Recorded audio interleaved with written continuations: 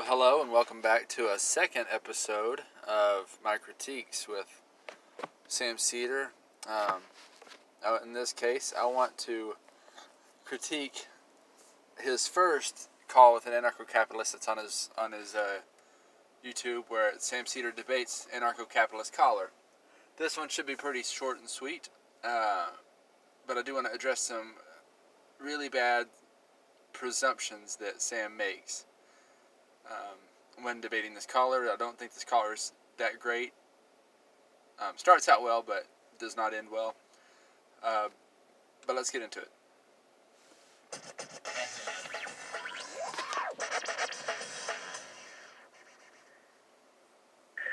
This is Max. I'm calling in from Minneapolis, Minnesota. Max from Minneapolis, Minnesota. What's on your mind, Max?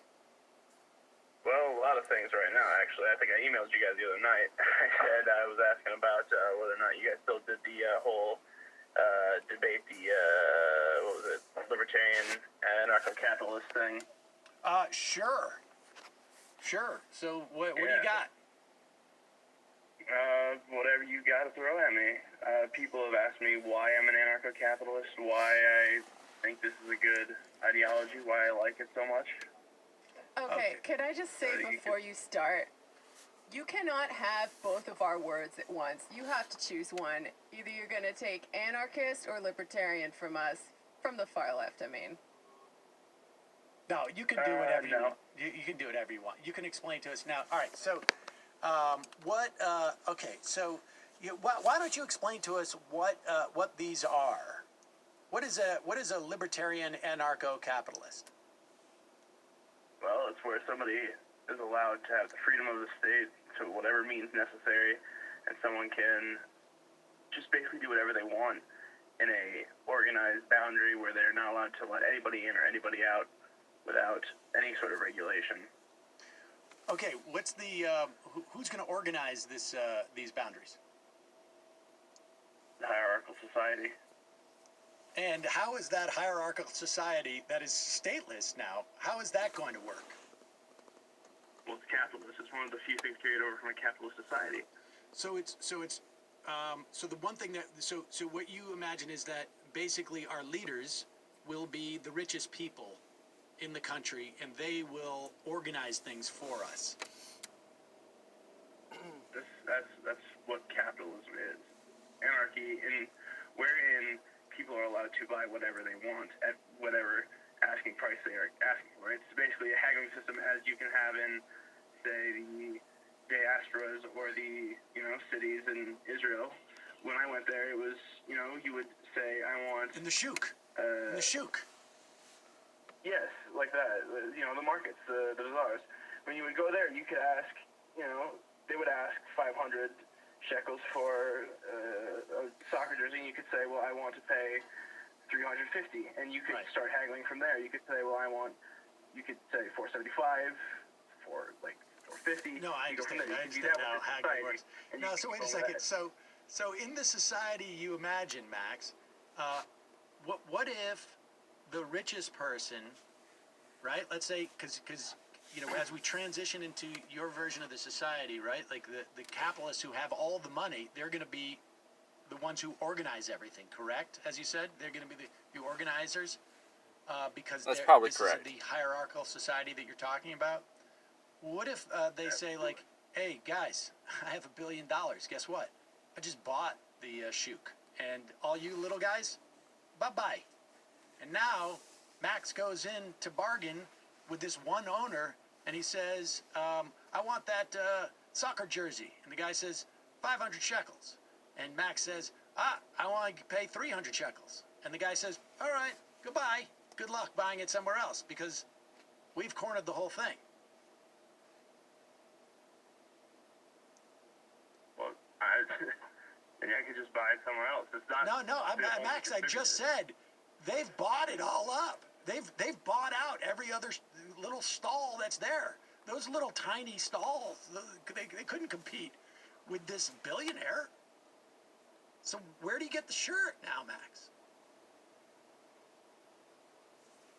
You buy it anywhere else, I guess.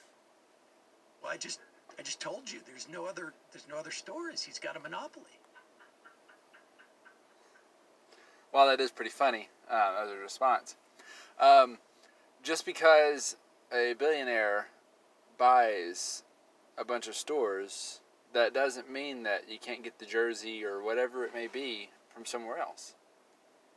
I mean, the fact is that somebody could just sell from their home. That's allowed in a capitalist society. That's allowed in an anarchist society. Who's going to make the rules besides a state that says you can't sell within your own home? To say that he bought it up, also, like he's got $1 billion, and you're not going to buy all the cotton fields in the world or whatever textiles needed to make jerseys. You're not going to buy all that with $1 billion. Also, why would it be the case that a person could not compete? If the guy's going to charge $500 and not, as the caller said earlier, you say, no, I want to pay $300, and then you arrive at a $400 price, how haggling works. Why is it the case that they couldn't compete? Obviously, they can take $400. So they could undercut the seller by $100 if they need to. So it doesn't really make sense. I mean, the hypothetical just doesn't make sense. It's not a good one. And it also, what's important also is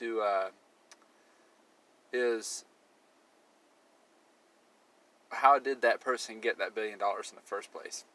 Because when you're talking about a person who's, in general, who gets $1 billion, most of them have come about it, pretty honestly. I mean, for the most part, they're billionaires because their company, who served customers, who filled a niche market or something like that. It lowered prices. They brought down prices for consumers and such. So, I mean, you can say the guy's going to sell it for $500. It doesn't matter because then somebody else is going to undercut them. He would have to have a whole lot more money than $1 billion. And it would also wouldn't really make sense with who we see rising up to be billionaires. Let me see what else there is.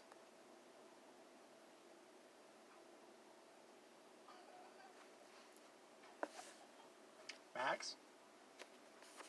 You still there? Yeah, I'm here. So, dude, what do you do? I'm just listening to the people in the background. What's up? Well, those guys. You have a wonderful day, bro, and I'll see you again soon. This is a pretty funny spot. But Forgive Michael, please. He is rude. He's rude. I got something in my eye. It has nothing to do with this. I'm not listening, believe me. Max, I'm asking you, what do you do now? Well, then, well, I could either revolt, well, the answer wouldn't be that you could revolt. The answer would be that you could, undercut the person with your own business. Clearly, somebody's willing to take it for less than $500. They can clearly still sell and be okay. So, regarding the example, it's just a terrible one. It's a bad example, and it kind of gives its way to, or it kind of gives credence to the idea that, your billionaires are not honest people and not good people and such. And I think that means you have to be a bit of a cynic with most people. So again, this comes back to Sam Seder being a bit of a cynic. And we'll see this come up again. So this is the second video now, but we'll see it again where we see Sam Seder kind of have this negative philosophy on human nature. But in his example, I don't see anything wrong there. He bought the marketplace. People can still sell from their homes, though. Anyway, all right. If you enjoyed it, please like it. If you didn't, please let me know in the comments why. If you have questions, I'll be glad to answer them. Hopefully you will become a anarcho-capitalist soon enough. Take care. Bye.